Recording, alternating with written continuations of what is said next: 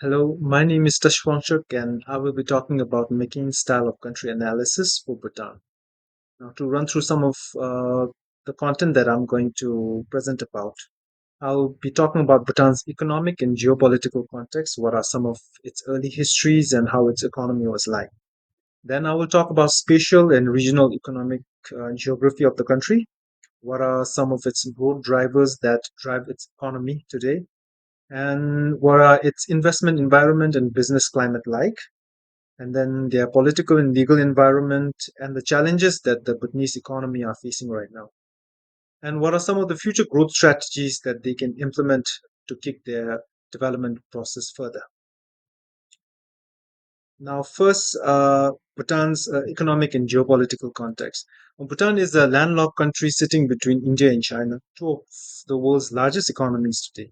Now, historically, Bhutan had very little interactions with its neighbors. Back then, it was Tibet in the north and British India in the south. The rugged landscape limited trade and interaction with other nations, leading to a sustenance based agrarian economy. Although Bhutan depended on agriculture, it had a very low percentage of arable lands owing to its mountainous terrain and narrow valley. That meant that the people of the country did not produce enough to trade much with their neighbors back then. And to talk something about Bhutan's history, Bhutan was also a theocratic government from the early 16th century till the 19th century. Now, if history is proof of anything, it has shown that theocratic rule is almost always plagued by economic stagnation. There were no developments happening, at least not economic developments. There was war and civil unrest in the regions. Bhutan was also plunged into constant skirmishes among leaders as well as with Tibet during the 16th century.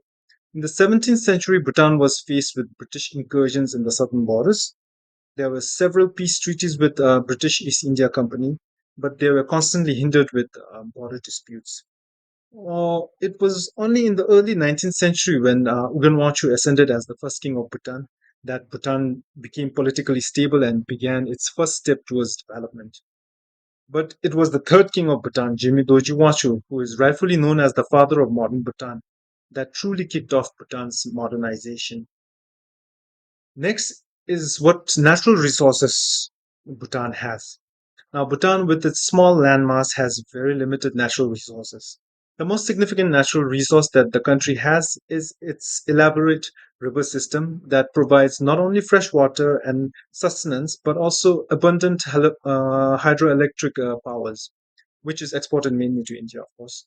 Bhutan also has deposits of limestone, gypsum, dolomite, coal, graphite, marble, and slates, which they export to India and Bangladesh.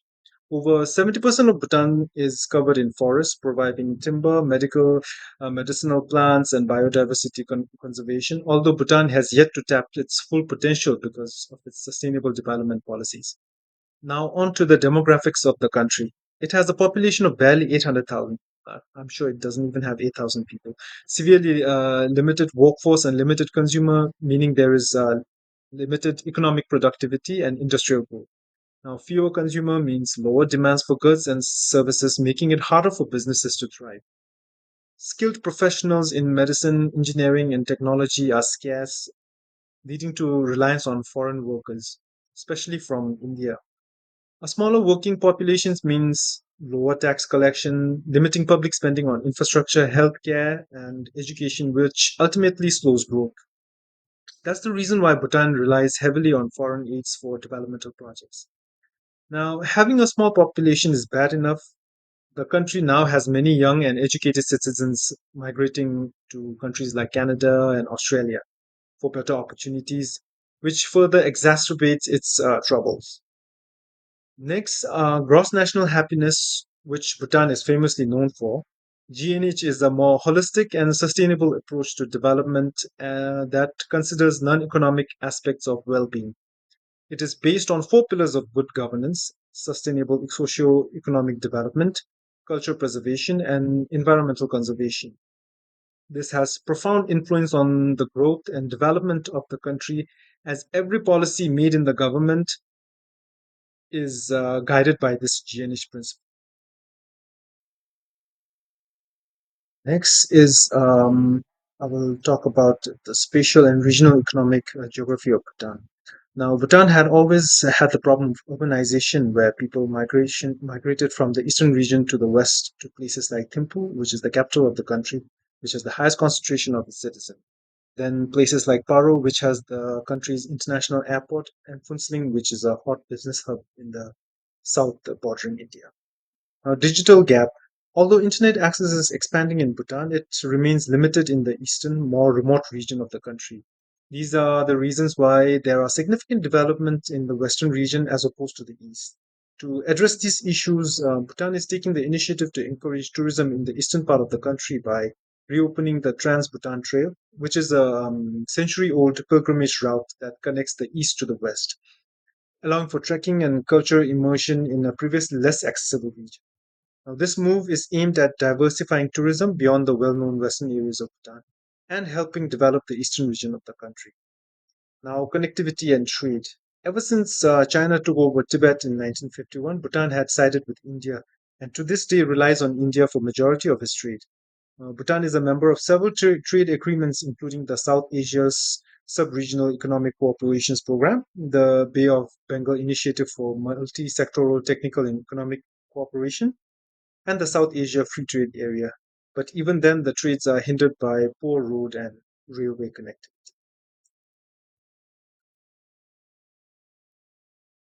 Now, this is a pie chart that shows the contribution to overall revenue by various regions. So, as you can see, Thimphu has the highest percentage because most of the businesses and cooperation in the country are located in the capital in Thimphu. And Phuntsholing, as I mentioned, is a business hub in the south, which contributes about 20%. And Bumtang, which hosts the highest, I think, hotel and tourism industry, has about 15%.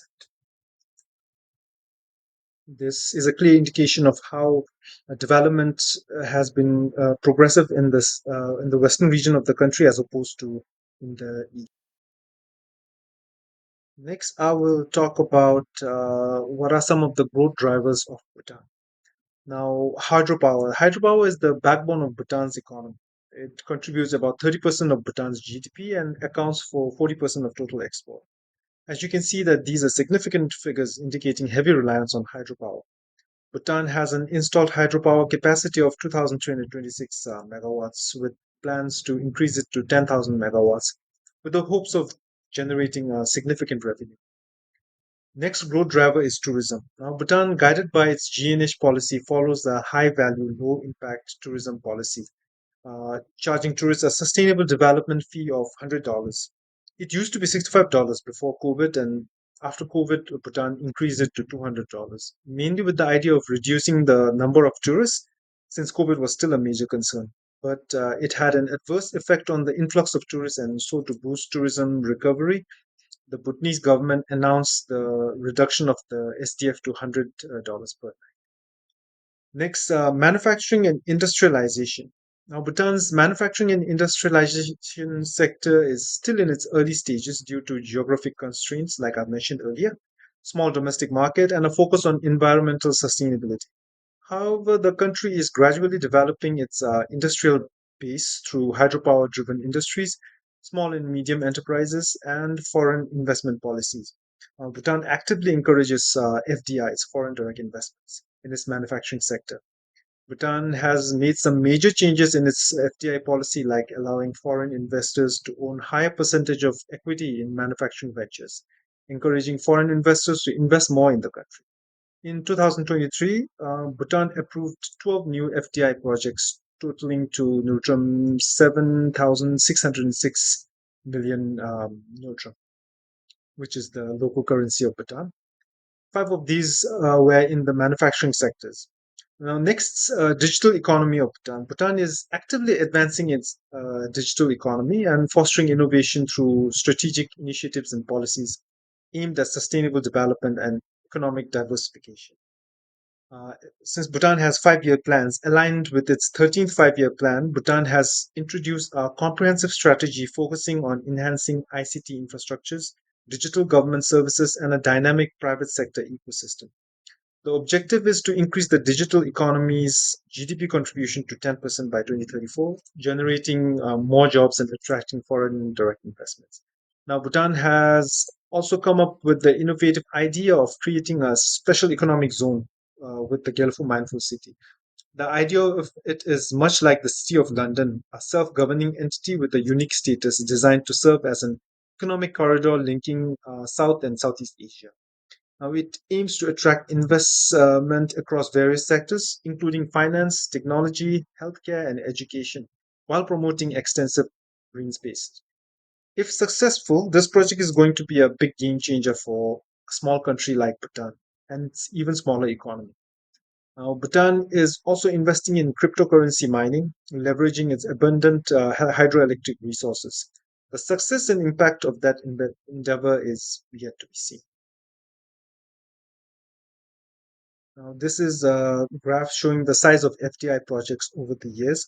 So, whenever the government has made any policy changes, you can see the increase in FDI investments, like in 2015, 2018, and then in 2023, where government has made major FDI policy changes and it had led to increase in FDI projects. Next is investment environment and business climate of Bhutan. The question is Bhutan a liberal market economy or a coordinated market economy? Now, Bhutan's economy leans more towards a coordinated market economy since its economy is highly regulated by the government, especially with its 5 year plans and G&H policies strictly guiding developmental process. Most of the key industries like bank, airports, energy are state owned, leaving not much competition for the market to grow. And Bhutan does not prioritize rapid industrialization, but instead focuses on sustainability and quality of life. Although this is amazing, it somewhat holds back economic growth. Balance is key, I guess. Now, the government also gives tax incentives to encourage small startups to flourish without tax burden. There are certain rural areas identified by the government where if you have businesses there, you don't have to pay taxes to encourage development, especially in the east. Bhutan also has zero duties on educational and electronic goods like phones, laptops, and computers to help promote digital transformation. Bhutan ranks relatively low in the ease of doing business index due to bureaucratic hurdles and limited market access. However, it does do well in certain areas like taxes, as you can see in the table, where Bhutan has a score of 89 in paying taxes, which is decent compared to a country like Nepal, which has a similar economy and terrain geography like Bhutan, but uh, Bhutan does much better comparison, especially in the area of ease of doing business. Next is political and legal environment of Bhutan. Bhutan is a constitutional monarchy that has successfully blended traditional governance structures with modern democratic institutions. The country transitioned from an absolute monarchy to a constitutional monarchy in 2008, marking a significant step in political modernization. The governance model is strongly influenced by the philosophy of gross national happiness, as I've mentioned before, which ensures that policies are assessed not just based on economic output, but also on the well being, culture preservation, and environmental sustainability. Now, from a regional competitiveness perspective, Bhutan's political and legal environment plays a critical role in shaping economic growth, business development, and investment attractiveness. The stability of governance, regulatory frameworks, and strong legal environment contribute to Bhutan's ability to integrate into regional markets and attract foreign investment. Bhutan is ranked 18th in the least corrupted nations list, which is quite impressive for a small country actually. And this creates trust for investors to invest in the country. Trade policies and tariffs. Bhutan has a free trade agreement with India, which fosters seamless trade between the two countries. Bhutan is also a member of several regional organizations in the region and has good trade ties. Next, I'll be talking about the challenges that the Bhutanese economy are facing currently. But Bhutan's economy is heavily dependent on hydropower exports to India, which accounts for about 30% of the GDP and more than 40% of government revenue, as I've stated earlier. This is quite troubling since hydropower is vulnerable to climate changes and seasonal water availability. And it's further exacerbated by Bhutan's dependence on India for financing, construction, and market access for hydropower. Bhutan also depends heavily on its tourism, which was exposed during the COVID pandemic. The tourism industry completely collapsed and it had dire impact on the economy. Bhutan's currency, which is the nutram, is pegged to that of India's rupee, which means our economy is directly tied to that of India and how well the Indian economy does, and we have absolutely no control over it. Bhutan also recorded a trade deficit of over 0.67 billion US dollars in 2023, which is a significant amount for a small country. Most of its imports were from India and they were mostly food items. So there is some hope there because Bhutan may be able to remedy that, the, the agriculture products. Another major problem Bhutan is facing is migration of many skilled Bhutanese to countries like Canada and Australia looking for better opportunities, causing a shrinkage in workforce, weakening domestic growth, and also leaving Bhutan with an aging population problem. Bhutan is also limited by its population. Less people means less economic scalability and industrial growth since there is less workforce, less domestic demand, and higher labor costs. Finally, what are some of the strategies that Bhutan can adopt to grow? Bhutan needs to expand beyond hydropower for other renewable energy sources like wind and solar. Bhutan also needs to develop high value agriculture and organic exports by using modern farming techniques like farming, whereby you grow crops in stack layers, vertical plant services instead of the traditional methods. This saves up on a lot of resources while Bhutan needs to implement special visa programs and tax incentives to attract digital nomads. Come to Bhutan for extended period of time to work. This will not only help ease the ever decreasing skilled workforce, also improve local spending and boosting the local business. Regionally, Bhutan could aim to be a green energy hub by integrating multiple sources of renewable energy storage and distribution systems to fulfill the need for energy in the South Asia region. Bhutan should explore its niche market opportunities that align with its natural resources, cultural heritage, and sustainability goals to maximize economic growth while maintaining environmental and cultural integrity. Bhutan can leverage the high value niche exports like handicraft and traditional textiles, premium natural and herbal products, and also carbon credit since Bhutan forest absorbs more carbon than trees. Now, education and market. Bhutan's education system has made significant progress, but reforms are still needed to better align demands and technological advancements. And Bhutan's unique cultural and environmental focusing on STEM subjects, introducing more modern education system like the baccalaureate system, which I believe Bhutan has already started, and introducing vocational and technical education are some ways to. Bhutan also needs to upskill its workforce to keep up with economic shifts, technological advancement, and industry demands by expanding vocational and technical training and promoting digital IT skills like I mentioned. Bhutan can also introduce incentives like higher pay and tax incentives to better retain its workforce as well as attract skilled workers from foreign countries, which will ultimately drive its development. With this, I come to the end of my presentation. Thank you very much